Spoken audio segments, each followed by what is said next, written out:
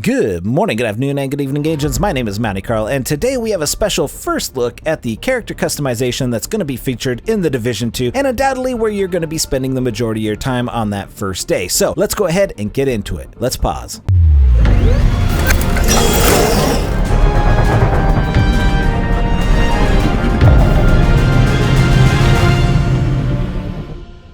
Alright agents, welcome to the pause screen, and without any further commentary, let's just go ahead and watch the video, and then we'll go ahead and break down everything that we saw in it.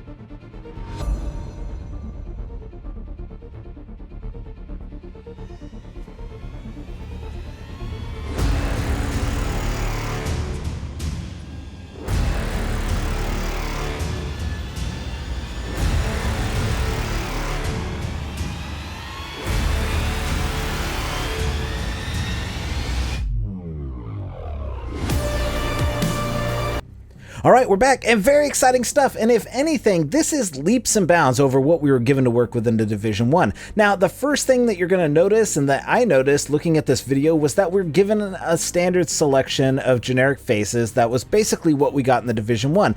There's probably a little bit more. From what I remember, there wasn't very many faces in the Division 1. You just got that, and then you kind of made it over with some eyeglasses and facial feature, beards and stuff. Now, we only see 11 stock heads on the screen in this video, but if you notice, the slider is only about halfway down, so we're probably looking somewhere in the neighborhood of about 20 stock heads total, ranging from Caucasian, Asian, Black, whatever tickles your fancy, it's gonna be there. Pretty standard stuff, but looking back at some of the atrocities that I made in the random character generator when we were in the beta, the next step is where you're gonna really have a good time. Now, the next step in the process is to select your character's facial features. I have full faith in this community at large that they will come up with some of the best settings on making Will Smith, Patrick Stewart, and a whole host of other celebrities using the advanced menus feature, and I'm sure there will be plenty of YouTubes on how to do that. Once again, while we only see 9 options available on the screen for going ahead and sliding those and adjusting those facial features, notice that the slider this time is all the way at the top of the screen, meaning there's going to be a very robust facial feature recognition program for going and adjusting very minor details, probably some cheekbones, some lip size, jawbone, things like that you're not actually seeing in this. So there's going to be a lot of things that you can do with your character, and I have no doubt that we're going to see some very interesting agents out there in Washington, D.C. From the main character creation menu, it may appear to be a small selection of things that you can do, but I would suspect that you'll spend most of your time in the facial feature generator, and the rest of the options we can see as well include some, skin color, eye color, hair color, and the appearance section. The next section down, though, is based on the iconography, is going to be scars and facial deformities, makeup markings, face paint.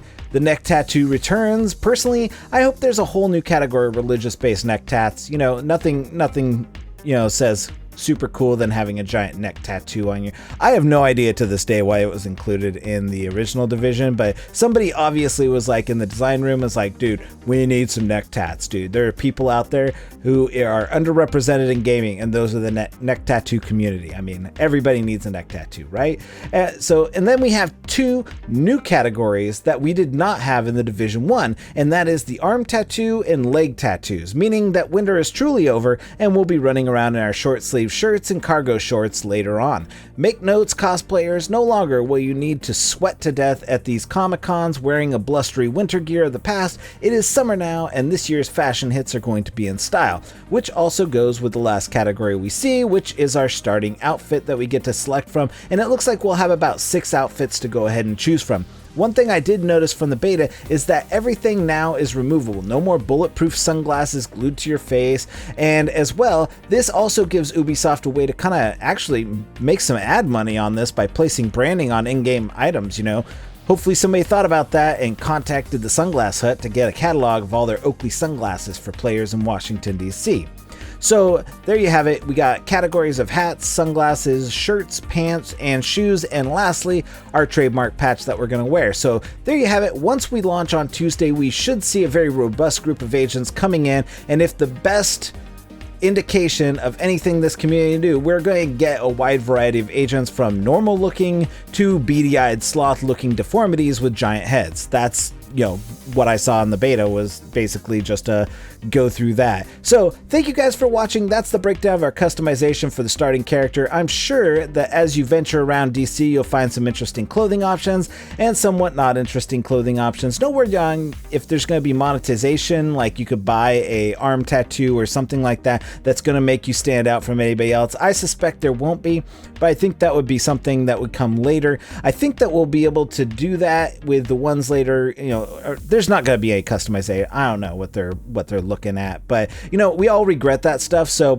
once we make our character, once we hit level 30, maybe they're going to add a barber inside the boo where you can buy a different haircut or something like that with real world money, and you'll get that monetization option open to you. But that's later down the line, and who knows if they're actually going to let us do that later on. Who knows? It's up to them basically. So thank you guys for watching. Please subscribe, hit that notification button so you get all our videos. We're going to keep doing these over and over again. Once the game drops, I don't like to go ahead and do weapon talents and clothing and customization and skills or anything like that until I've actually had some real hands-on with all of them in the game, because things change in the beta. You might see some videos out there being like, hey, this is the best build. So no, there's nothing out there that's going to actually show you what the best build video is right now, because there isn't one, because the game hasn't even launched yet. So that's why you don't see any of that stuff, but that stuff will be coming where we'll figure out how to min-max and roll all that stuff. But hey, stay tuned here. You never know what's going to pop up on my channel. I might take some, you know, might grab some community videos or have people do that, but there you go. I'm going to show you also how to do some of the best photography in the game. But anyways, thank you guys so much. Drop a like on this video if you liked it. If you didn't, that's all right too. Subscribe for more of us at the pause screen, and we'll catch you guys in Washington, D.C. on Tuesday. Mountie out. Unpause.